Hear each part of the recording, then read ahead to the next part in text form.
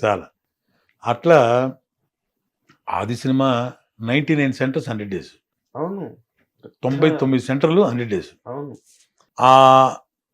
కృష్ణవంశీ గారు ఇచ్చిన మురారి, అఫ్కోర్స్ ఆది గురువు మాకు సత్యారెడ్డి గారు అదే దివంగతులు, కృష్ణవంశీ గారు అంటే నేను మర్చిపోకూడని పేర్లు అనమాట. ఎవరు? ఉప్పలపాటి నారాయణరావు గారు, సత్యారెడ్డి గారు, ఉప్పలపాటి నారాయణరావు గారు, పెద్దవంశీ గారు, కృష్ణవంశీ గారు, వివి వినాయక్ గారు.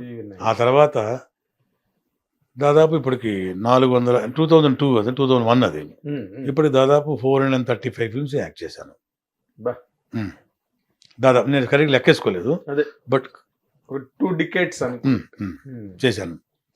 అయితే నేను ఎలా యాక్టర్ అయ్యానో నాకు తెలియదు కదండి. నన్ను ప్రతి ఒక్క ప్రొడ్యూసరు, సోకాల్డ్ ఈ రోజున్న ఆ రోజున్న ప్రొడ్యూసర్సు, ఈ రోజున్న ఆ రోజున్న డైరెక్టర్సు, ప్రతి ఒక్కళ్ళు, నేను యాక్ట్ చేయకుండా ఉన్న డైరెక్టర్ లేరు. అవును, నిన్న ఇంట్రడక్షన్ అదే కదా చెప్పింది. ప్రతి హీరో సినిమాలో ఉంటారు, ప్రతి డైరెక్టర్ సినిమాలో ఉంటారు, ప్రతి బ్యానర్ సినిమాలో ఉంటారు. ఆల్మోస్ట్ ఒకళ్ళిద్దరు ముగ్గురు మిస్ అయ్యి ఉంటారు. ఎక్కడో మీ డేట్లు వర్కౌట్ అవ్వకపోవడమో, లేకపోతే మీకు తగిన క్యారెక్టర్ వాళ్ళు క్రియేట్ చేయలేకపోవడం, ఏదో సంథింగ్ మిస్ అంతే. అట్లా ఒక ఇద్దరు ముగ్గురు డైరెక్టర్ ఉన్నారు చేయని వాళ్ళు.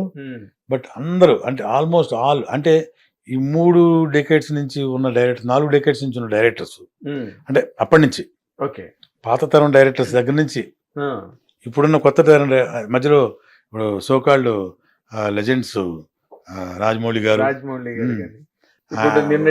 వారి డైరెక్షన్ లో యమదొంగ చేశాను, విక్రమార్కుడు చేశా. అద్భుతమైన క్యారెక్టర్స్ అవి రెండు కూడా నా కెరీర్ కి చాలా ప్లస్ అయిన క్యారెక్టర్స్. అట్లాగే పూరి గారు కావచ్చు, సుకుమార్ గారు కావచ్చు, అంటే ఆ జనరేషన్ లో, ఐ మీన్ అంటే సుకుమార్ గారు వచ్చి నెక్స్ట్ జనరేషన్ అనుకోండి. పూరి గారు, వినయ్ గారు, రాజమౌళి గారు ఆ జనరేషన్. దానికి ముందు రేలంగనాథ గారు, ఈవి గారు, దాని ముందు జనరేషన్ లో వాళ్ళు ఇంకా చాలా మంది ఉన్నారు. అట్లా వాళ్ళు వీళ్ళు తర్వాత ఇప్పుడు వచ్చిన జనరేషన్, ఇప్పుడు వస్తున్న ఫ్రెష్ డైరెక్టర్స్, కొత్త డైరెక్టర్స్ ఎవ్వరు కూడానండి నన్ను ఇతను పాత ఆర్టిస్టు అని ఎవరు నన్ను వరకు పిలవకుండా ఉండలేదు. నా అదృష్టం ఏంటంటే తెలుసో తెలియక నేను కూడా అప్డేట్ అయ్యాను. అంటే ప్రజెంట్ జనరేషన్ కి, ప్రజెంట్ ఫిల్మ్స్ కి, ప్రజెంట్ ట్రెండ్ కి నేను కూడా అప్డేట్ అయ్యాను. ఎప్పటికప్పుడు అప్డేట్ అవుతూ వస్తున్నాను అనమాట. సో అది నాకు దేవుడు ఇచ్చిన వరమో ఏమో తెలియదు. అది సెల్ఫ్ అప్డేషన్ అన్నది అది కేవలం వరం. ఎందుకంటే ఎవరో మారిస్తే మారేది కాదు. సో బాగా నన్ను అందరూ ఇప్పటికీ కూడా నేను దేవుడి దయ వల్ల ఆంధ్ర తెలుగు ప్రేక్షక దేవుడి దయ వలన ఈ రోజుకి నేను చక్కగా హ్యాపీగా బిజీగా ఉన్నాను. మీరు ఎంత బిజీగా ఉన్నారో నా ఒక్కడికే తెలుసు. ఎందుకంటే మీ ఇంటర్వ్యూ కోసం ఎన్నిసార్లు ట్రై చేసినా మీ షూటింగ్ షెడ్యూల్స్ వల్ల నేను మిమ్మల్ని క్యాచ్ చేయలేకపోయాను. మీకు వద్దామని ఉన్నప్పటికీ కూడా డెఫినెట్ గా వస్తాం కానీ మీరు కుదరలేదు. షెడ్యూల్స్ అట్లా ఉన్నాయి ఇక్కడ అన్ని చూస్తున్నాం కదా ఇన్ జనరల్ గా. అంటే మీరు చెప్పిన ఈ ప్రయాణంలో రఘుబాబు గారు ఒక టైంలో మీరు కంప్లీట్గా జాబ్లెస్, అన్ఎంప్లాయిడ్, ఓ పక్కనేమో ఆస్తులు కరిగిపోయి ఏం చేయాలో తెలియని పరిస్థితి. కారు అమ్మేసుకొని స్కూటర్లు తిరిగిన రోజులు ఉన్నాయి. That's what I am saying. I have seen. ఆ తర్వాత మా కజిన్ ఉన్నాడు విజయ్ కుమార్ అని, అతను యాక్వా ఫీల్డ్ అనమాట. కొంతకాలం అటు ఆంధ్ర వెళ్ళి యాక్వా ఫీల్డ్, తన దగ్గర యాక్వా ఫీల్డ్ లో కూడా కొంచెం ఒక 1 year పనిచేశాను. తను నన్ను చేరదీసి చేశాడు అనమాట. అప్పుడు నాన్నగారు ఏంటంటే ఇక మన సంబంధం లేని ఫీల్డ్ కదా అది, నువ్వేం చేస్తావు, ఏం చేయగలవు, వచ్చేసి ఇక్కడే ట్రై చేసుకుందాం. మీరు యాక్వా ఫీల్డ్ అంటే మా అన్నయ్య తోడుగా ఉండేవాడిని అంతే. జస్ట్ ఆర్గనైజేషన్ జస్ట్ లైక్ అంతే.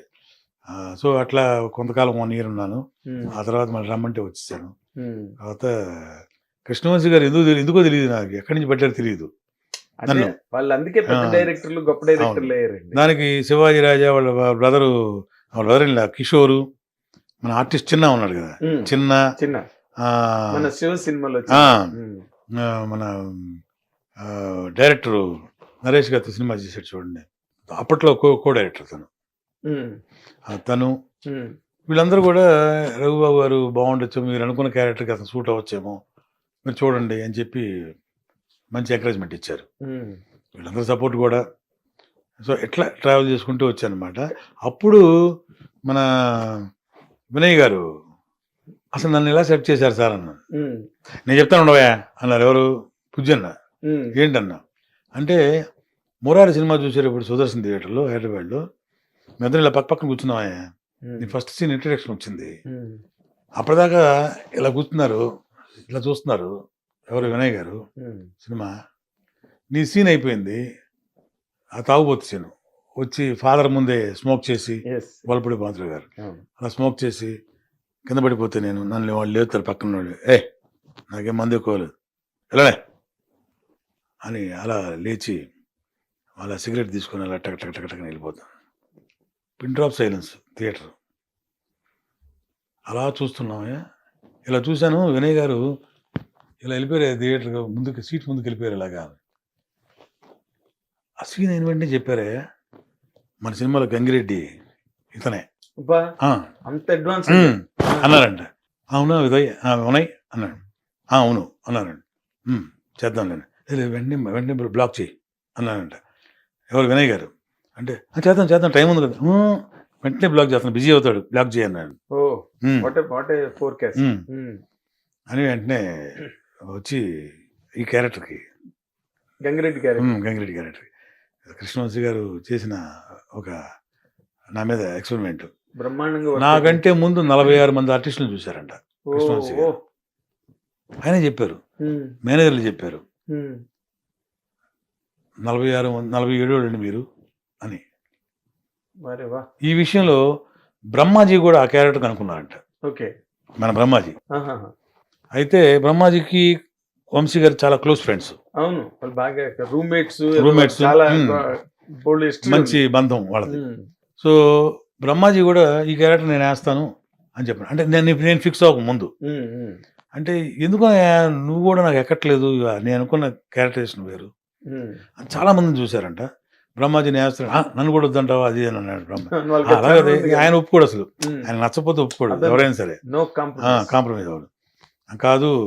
ఆ తర్వాత రఘుబాబు చేస్తున్నాడంటే బ్రహ్మాజీ అన్నాడంట, కరెక్ట్ వంశీ అన్నాడంట. కరెక్ట్, రఘుబాబు క్యారెక్టర్ కరెక్ట్, చాలా బాగుంటాడు అని చెప్పి బ్రహ్మాజీనే వంశీ గారు చెప్పాడంట. ఆ సినిమా అయిన తర్వాత తెలిసింది నాకు.